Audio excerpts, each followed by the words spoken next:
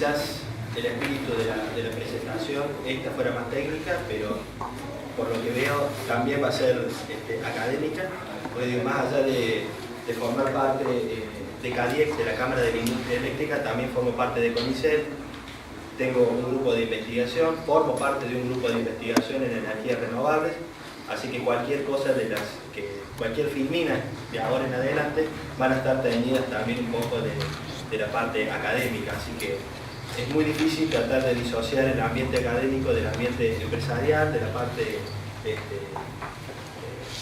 eficiencia de energía, de la misma forma que uno no puede diferenciar muchas veces los conceptos de energía entre energía renovable y eficiencia energética, y por ahí las cosas están un poco mezcladas. Bueno, simplemente la presentación esta tiene un objetivo que es tratar de dar información para que podamos ir pensando un poco el panorama energético hacia futuro y tratando de visualizar un poco a dónde está el mundo referente a energía, cuáles son los desafíos que el mundo está o tiene hacia futuro. Luego pasaremos a Argentina, qué es lo que está pasando allí, cómo esto afecta a la industria, cómo afecta a la residencia, y después veremos algunos casos prácticos de utilización de programas de eficiencia energética que se podrían implementar, que deberían estar en paralelo con la generación. Entonces, por ahí viene enfocando un poco la presentación. Entonces, ¿cómo es el escenario energético mundial? ¿Cómo será el escenario energético mundial? Bueno, no hace falta mencionar demasiado, pero sabemos que va a haber un problema. De hecho, ya existe un problema con la población. La población en 1950 estaba distribuida un 30% en las zonas urbanas y un 70% en la zona rural.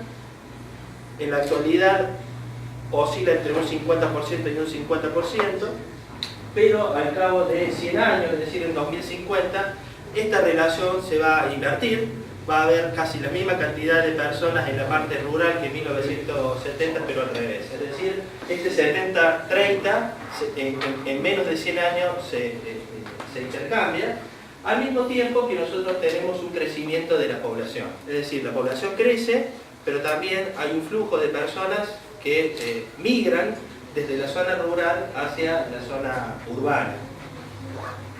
Cuando uno analiza un poco más fino todavía esto, no sé si esto se va a ver, ¿se ve algo de esto? ¿No? Sí. Bueno, si uno analiza un poco más fino a dónde estas personas van a evolucionar, a dónde van a ir a parar, a dónde van a ir a vivir, las tendencias muestran que el crecimiento de las megaciudades son aquellas mayores cuya población es mayor a los 10 millones de habitantes, van a aumentar mucho más, van a aumentar a una relación mucho más grande que aquellas ciudades que sean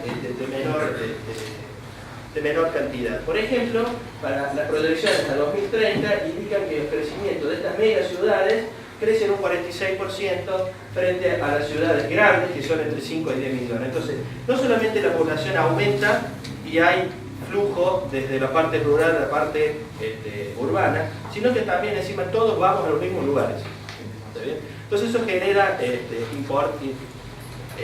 problemas y circunstancias que tenemos que atacar, que tenemos que considerar, porque la generación de políticas públicas, la generación de soluciones y de bienestar para cada uno de los habitantes de esas futuras ciudades tiene que contemplar este tipo de crecimiento. Este aumento del crecimiento de la población, esta redistribución ahora de la sociedad va a generar, como habíamos dicho, bastante problema. Pero aparte hay que sumar una condición nueva. ¿Cuál es? Es el aumento del consumo energético. Aquí hay un gráfico que muestra la evolución en azul, la evolución de la población mundial desde 1600 hasta la actualidad. Y tiene más o menos una curva típica de crecimiento, pero a partir de la revolución industrial, a partir de ahí comienza un crecimiento mucho más marcado, a una velocidad mucho más rápida. Y también en rojo se muestra el consumo de energía total, y fíjense que a partir de mediados de 1900 estas curvas se cruzan. Esto lo que está indicando que hay una gran cantidad de energía consumida. Los modelos muestran que no es que, por supuesto, la población crece y uno puede decir, bueno, la energía que necesitamos es mayor porque crece el número de habitantes, pero los modelos no pueden reproducir este tipo de crecimiento de energía contemplando solamente esos factores. Es necesario considerar que aparte que la población crece, también cada uno de los individuos consume más energía. Entonces, la situación es compleja porque tenemos que todos nos vamos a vivir en un mismo lugar, en un pequeño espacio, y aparte consumimos más energía. Por supuesto, todo esto genera, como habíamos dicho,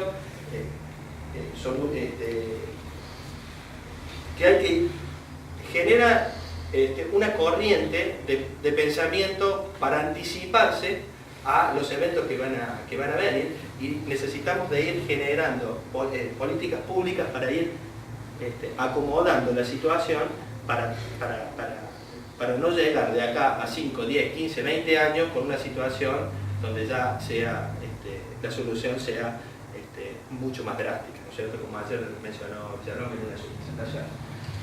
Podemos intuitivamente decir, bueno, mientras más energía nosotros consumimos, entonces eso significa bienestar.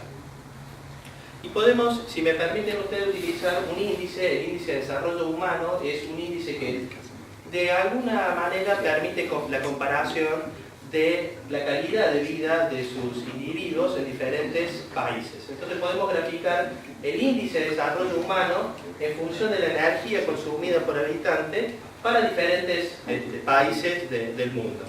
Y podemos ver que al comienzo sí existe una relación bastante marcada, que mayores consumos de energía implican sí índices de desarrollo humanos mayores. Hay que tener en cuenta que el índice va desde 0 hasta 1, aquellos valores cercanos a 1 indican mejor bienestar, tanto desde el punto de vista educativo, desde el punto de vista de salud, como desde el punto de vista de ingresos per cápita. Pero fíjense una característica, que a partir de un determinado valor, entre 5 y 6, a partir de acá, cambios en el consumo de energía no implican necesariamente cambios abruptos en el índice de desarrollo humano. Entonces, podemos ver que si bien existe al principio una relación entre una cosa y la otra, a partir de determinado valor ya no. Entonces podemos ver que consumos muy grandes, mayores, en particular a 5 kilowatts de potencia por hora, también lo podemos llamar, no redunda en mejoras de este índice de desarrollo humano. Entonces no es cierto que mayores consumos impliquen mejor calidad de vida, no necesariamente. ¿Cómo es el escenario energético argentino? Y aquí les muestro, por ejemplo, la evolución de los consumos de energía a partir de 1900 hasta 2014, que son los datos extraídos del Ministerio de Energía. Uno puede tener acceso a través de la página web y puede ver cómo en Argentina, básicamente, para el sector residencial, es decir, para nuestros hogares, por ejemplo, para poder entenderlo de esa forma, básicamente nosotros sacamos energía en nuestros hogares de dos lugares: del gas residencial y de la electricidad. Por supuesto que hay otros, pero mayoritariamente por estos dos. Y esta ha sido la evolución en Argentina. O sea, tenemos un consumo creciente en los años, y por supuesto uno podría más o menos dibujar una función lineal, y con esta función lineal prever cuánto van a ser en el futuro estos tipos de consumo, y a partir de ahí poder desarrollar algún tipo de conclusiones a partir de él. Pero fíjense, una cosa característica de esto es que si nosotros, lo primero que vemos de esta curva es que nosotros gastamos mucho más gas natural que electricidad en nuestros hogares, en el sector residencial. Y podemos hacer la relación entre lo que consumimos de gas residencial dividido la cantidad de electricidad. Por supuesto los dos tienen que estar en las mismas unidades, y obtenemos el gráfico de la derecha. Es decir, que al principio, en 1900, nosotros gastábamos cerca de 4 veces más gas que electricidad de nuestras residencias. Y a medida que evoluciona el tiempo, esto va disminuyendo. Es decir, vamos a una electrificación de nuestro sector residencial. Pero hoy en día todavía tenemos un consumo mucho más marcado en gas natural que en electricidad. Sin embargo, cuando uno analiza las políticas de eficiencia energética, uno no ve que tenga un doble esfuerzo en acciones que tengan que ver con el gas natural. Sin embargo, esto cuantitativamente en el consumo en nuestra residencia es mucho más marcado. Pero sí hay acciones de eficiencia energética en el sector de la electricidad, pero no tantas en donde más apriete el zapato. Por lo menos desde una perspectiva personal.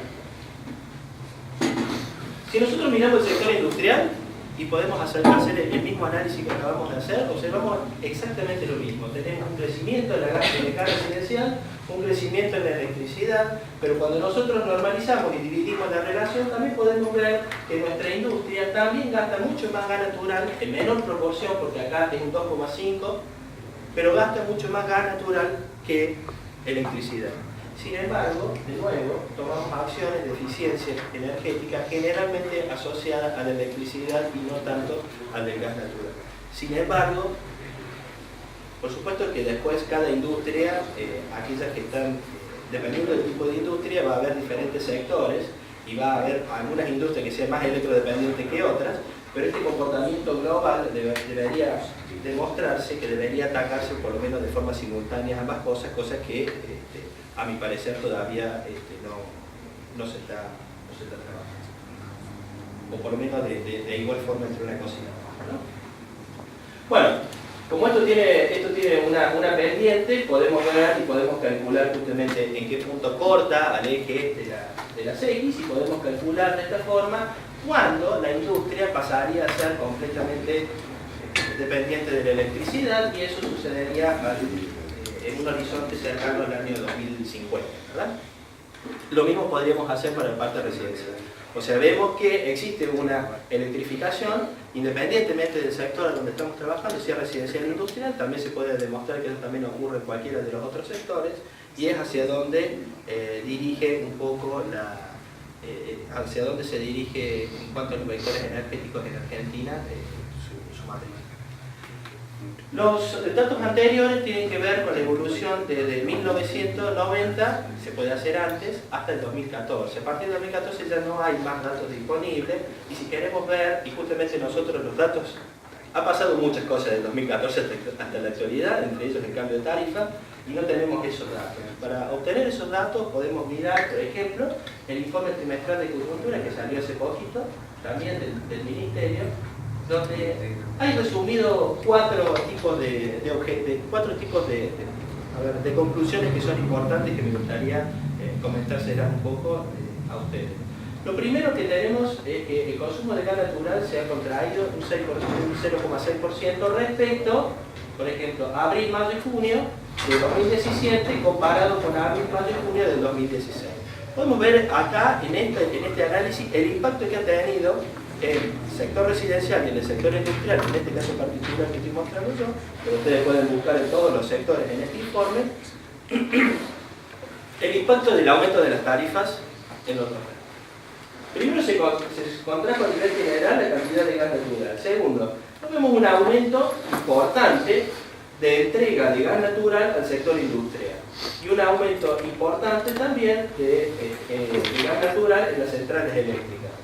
Y vemos una demanda del sector residencial muy reducida, es decir, que lo que ha generado esto en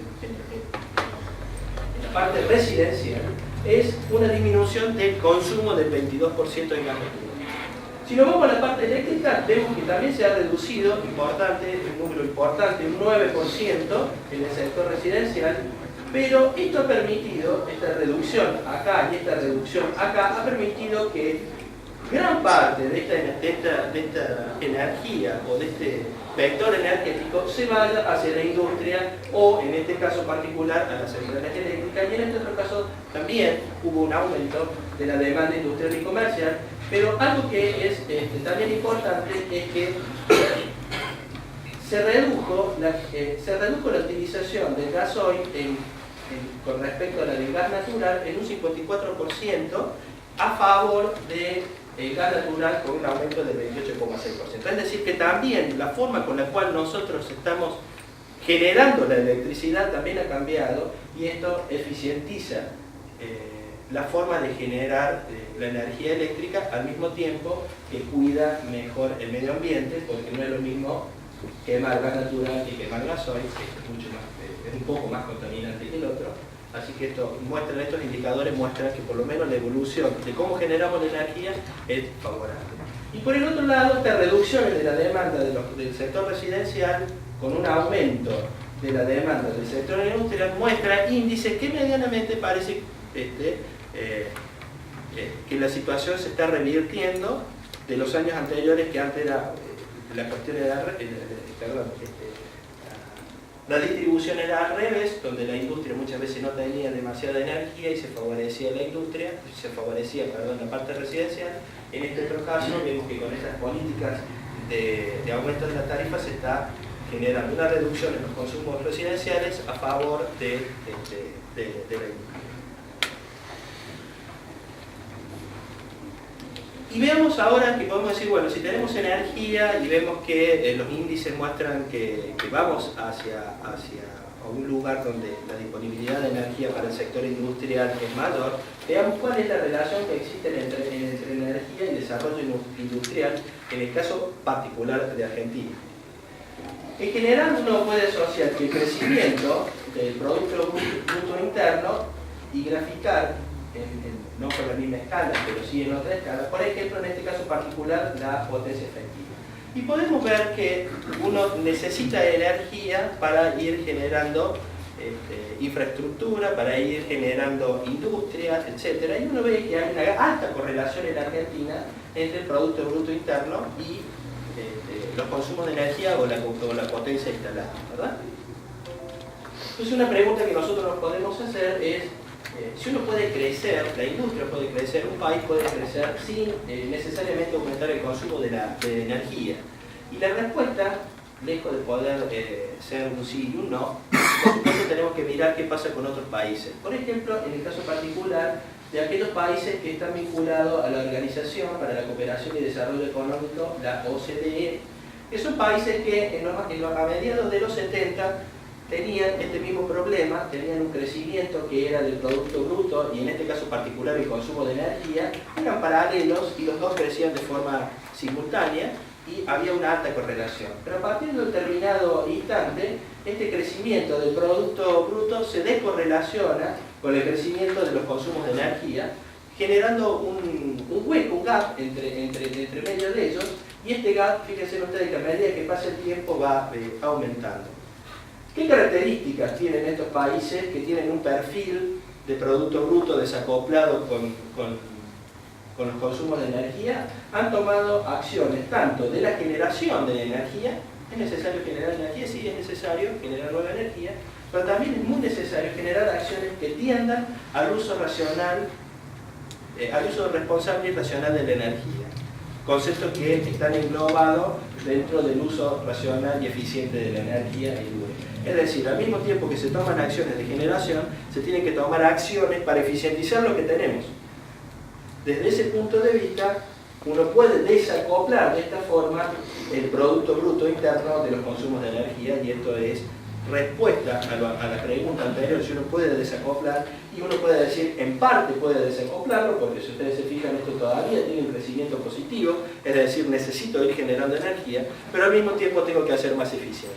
Y lo que tenemos que entender es que acciones de eficiencia que nosotros las tomemos, mientras tardemos más en tomar la decisión de ser eficientes energéticamente, de tomar políticas de eficiencia energética, pues este gap que nosotros vamos abriendo y esta separación se puede traducir en costo, en plata, en dinero, de ahorro para el Estado, va a ser mucho más costo, ¿verdad? Y veamos cuáles son las ventajas entonces de esta eficiencia energética. Entiéndase como la política para reducir los consumos energéticos manteniendo las mismas condiciones, la misma calidad de los productos y la misma calidad de vida en el caso residencial. Vemos que el primero es, hoy en día, quizás hace unos años anteriores hablamos de cuidar el medio ambiente, hablamos de otros factores, pero hoy en día el principal beneficio es un beneficio económico. Si nosotros queremos reducir los consumos energéticos en nuestra industria, en nuestras casas, en donde necesitemos hacer, lo que primero tenemos que hacer es echar mano a la eficiencia energética.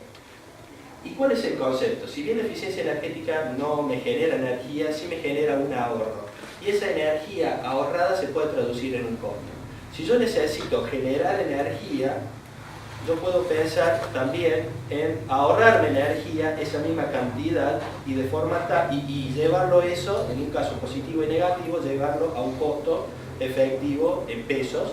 Y cuando uno hace ese análisis puede ver que ahorrarse la generación de lo que se llama energía virtual, en este caso, es menos costoso en el caso de la eficiencia energética que en el caso de poner solar fotovoltaica, térmica, de energía eólica o cualquier otro tipo de tecnología, ¿no es cierto? Esto ya en el caso particular de poder analizar en el caso de una industria. Es necesario también tener en cuenta que no podemos solamente hacer eficiencia energética, sino tenemos que hacer las dos cosas. Generación de energía y, al mismo tiempo, eficiencia energética en aquellos otros sectores de la sociedad.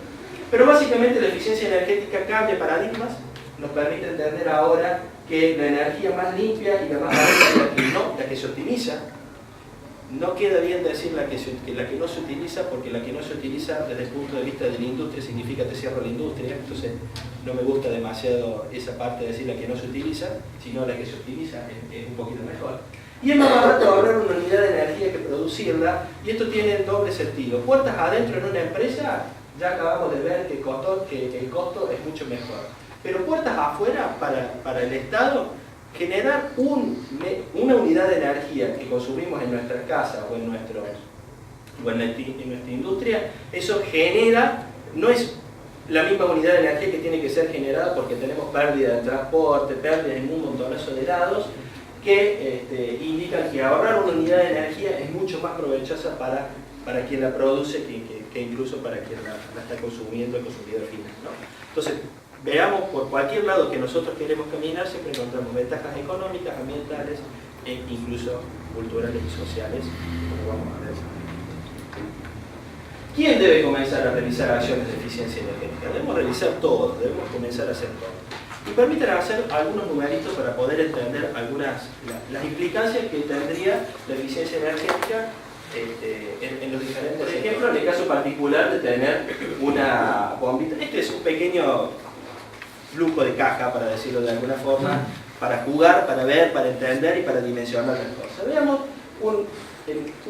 lo que gasta, por ejemplo, la potencia de un foquito incandescente, la cantidad de uso por día, la energía que consumiría este foquito y el costo de la energía en Córdoba, que por supuesto no son 2 pesos el kilowatt hora en Córdoba, sino que este es un promedio de una factura de mi casa, entonces más o menos mis consumos son esos. Para hacer, a modo de ejemplo, esto es suficiente, esto está más o menos hace 45 días, esto ha cambiado levemente, pero no importa, permite tener la idea en la cabeza de lo que quiero comentarles ahora. El costo de esto incandescente sacado esta semana en Mercado Libre, 30 pesos. Fluorescente, el famoso bajo consumo, 65 y el LED 40. La diferencia es drástica en los consumos. La cantidad de uso es la misma. Pero al tener una diferente potencia y ser mucho más efectivo a la hora de poder transformar la energía eléctrica en iluminación, para decirlo de una forma, los consumos de energía son bien diferentes. Y si lo trasladamos en pesos también es diferente. En nuestras casas no tenemos más tecnología incandescente, pero si nosotros la tuviéramos al año gastaríamos 438 pesos por cada uno de estos foquitos allí. Entonces ahí pueden dimensionar ustedes la importancia de haber hecho hace tiempo el reemplazo de incandescente a bajo consumo. E incluso uno puede ver que los ahorros son 300 pesos por foquito por año, por residencia. Y ahí puede estar la respuesta a por qué en un momento los foquitos incandescentes por qué los bajos consumos se regalaban. Con esa misma idea podemos fijarnos y podemos decir, bueno, a la fecha de hoy, con los consumos de hoy, uno puede, si tiene incandescente, cambiar la tecnología a bajo consumo y esta inversión de 65 pesos uno la puede recuperar al cabo del ahorro en 2 meses en su consumo. El mismo cálculo lo puede hacer en bajo consumo a tecnología LED y poder decir, bueno, si yo tengo en mi casa bajo consumo, reemplazo todo, más o menos hay que encontrar estos LED a 40 pesos, podemos charlar porque hay diferentes tipos de calidades y esto demandaría un análisis, por supuesto, un poco más exhaustivo. Simplemente esto para jugar un poquito nomás. Podríamos ver que el ahorro, en el cambio el ahorro generado en la energía, en el bolsillo nuestro, nos permitiría recuperar la inversión en 11 meses. Entonces, ¿podemos hacer esto en nuestras casas, en nuestras industrias? La respuesta es sí, no hay ningún problema. Deberíamos pagar esta inversión y veríamos que al cabo de 11 meses nosotros deberíamos recuperar. Pero tengamos en cuenta que nosotros en Argentina más o menos tenemos 4 lámparas por habitante. Eso quiere decir 40 millones de personas, 160 millones de lamparitas bajo consumo que vamos a suponer en todo el sector residencial. Y bueno, cuando nosotros multiplicamos esta cantidad de estos numeritos, podemos ver que cada 11 meses nosotros nos podríamos ahorrar el equivalente a 7.700 millones de pesos. Simplemente al cambiar la tecnología. Y recuperaríamos este dinero si nosotros pensamos como sociedad, todos juntos, los 40 millones a partir de mañana cambiáramos la tecnología LED, al cabo de 11 meses recuperaríamos esa inversión puesta y a partir de ahí tendríamos nuestros beneficios. Por hacer una acción de eficiencia energética. Veamos qué sucede ahora si a esto lo comparemos con una generación. Las nuevas empresas, Kirchner y Severnic en el sur, cuestan 18.900 millones de pesos. Fíjense que es casi la mitad, ¿verdad? De aquí. Para poder dimensionar lo que significa una infraestructura para la generación de energía y lo que significa una acción de eficiencia energética. ¿Qué salvedad tenemos acá? Esto nos permitiría ahorros del orden de 4 terawatt-hora por año, pero lo importante es que esto es un programa que se podría ejecutar en un año, porque, bueno, en 11 meses podríamos generar en un año o lo que demande. Por supuesto que deberíamos tener un problema importante que superar si tuviéramos que cambiar 40 millones de lámparas todo al mismo tiempo. No lo podríamos hacer, pero sí mediante un plan de renovación como fue el anterior. Sin embargo, esta nueva empresa lleva una producción que es 4 veces más grande que esta, pero estará listo al cabo de 5 años y medio.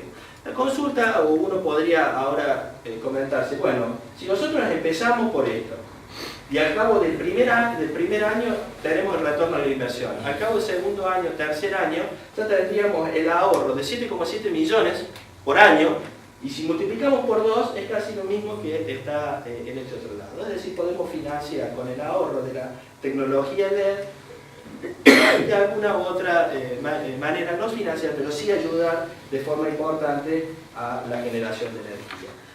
El concepto debe ser atacar el problema desde los dos puntos de vista y no solamente desde el punto de la generación. Con respecto al gas natural, no sé cómo anda el tiempo. Bien. Uno puede hacer exactamente lo mismo, uno puede mirar que el gas natural, uno puede diferenciar a dónde consume, y uno puede ver, por ejemplo, que el 25% del gas natural que nosotros usamos en nuestra casa se va en los pilotos, en los consumos de los pilotos, que son totalmente innecesarios.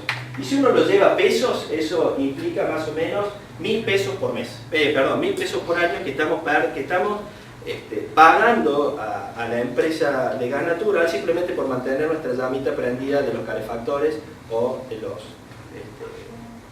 calefones.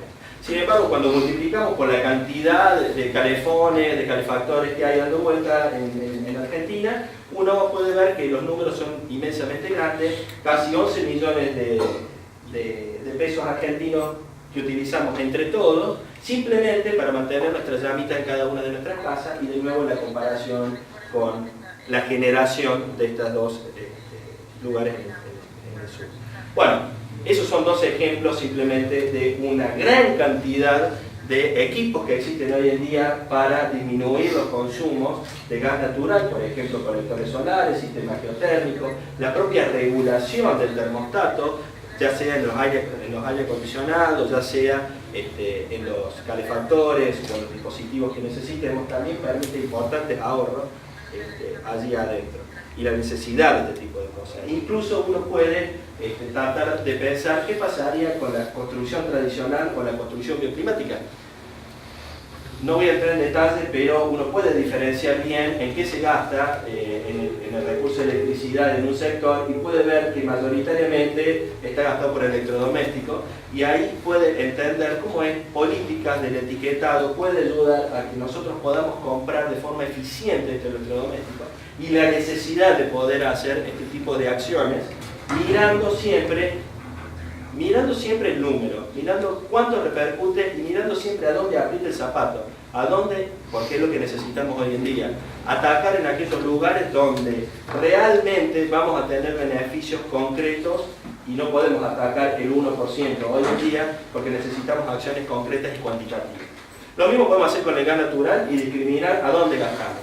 El 60% casi lo gastamos nosotros en nuestra casa en calefaccionarnos. Y estos no son datos en el sur, son datos de Córdoba. ¿Está bien? Así que no es que en el sur gastamos más, no, en Córdoba. Entonces con esto en mente, se pueden desarrollar tecnologías de construcción pensadas ahora desde el diseño, no pensadas desde solucionar, sino generar complejos soluciones habitacionales que consuman mucho menos. Y Córdoba en este sentido es pionera, tiene un condominio nuevo de 5 torres con 266 departamentos que existe hoy ya a la venta, en donde se utiliza una gran cantidad de diferentes dispositivos y técnicas, tanto para aislación térmica y acústica de los muros, nuevos materiales, como la introducción de luminaria natural y de tecnología LED para solventar en el día y la noche, sistemas geotérmicos, sistemas solares, recolección de agua de lluvia, terrazas verdes, etcétera, diferentes tipos de soluciones bioclimáticas que se pueden utilizar, pero desde el diseño, para obtener, en este caso, complejos habitacionales donde vivir cueste un 60% menos a la persona que uno va a vivir al día de hoy. ¿Por qué? Porque son eficientes a la hora de gastar los recursos energéticos. La primera pregunta que surge con esto es decir, bueno, pero ¿cuánto me cuesta esto? Y la respuesta es igual que la tecnología tradicional.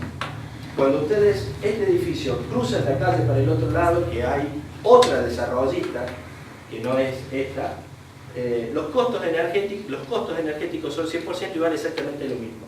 Entonces ahora se abren nuevas oportunidades de negocio, se abren nuevas formas de generar desarrollos urbanísticos, desarrollos industriales, etcétera, todos acoplados a la forma con la cual se está moviendo el mundo y se mueve también Argentina en lo que tiene que ver con la generación de energía, la generación de energías renovables y las posibilidades de poder entender ahora la eficiencia energética aplicada a cada uno de ellos.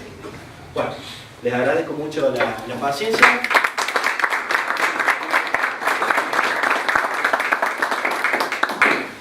Bueno, ahora entraríamos en la instancia de preguntas. Si tienen alguna pregunta para hacerle, el doctor está disponible. O me pueden hacer preguntas, después pueden escribir también. Si quieren. Sí, que hay contacto ahí. No hay ningún problema. Sí, caballero. Esto es todo muy interesante, pero el ahorro ese de energía, ¿cómo se evitaría que vaya al bolsillo de una persona en particular y fuera casualmente para las obras como corresponden, como en el caso de este emprendimiento, el dique que se están por realizar? O sea, es como que habría que buscar la forma también de que ese ahorro fuera a parar al lugar que corresponde y no al bolsillo de algún personaje, como ha estado pasando en los últimos siglos, digamos. Bueno, la verdad que eso no te puedo dar una respuesta porque eso escapa un poco me escapa. Te escapa enormemente, sí. Digamos, no tengo la solución de eso y no sé si alguien la podría tener.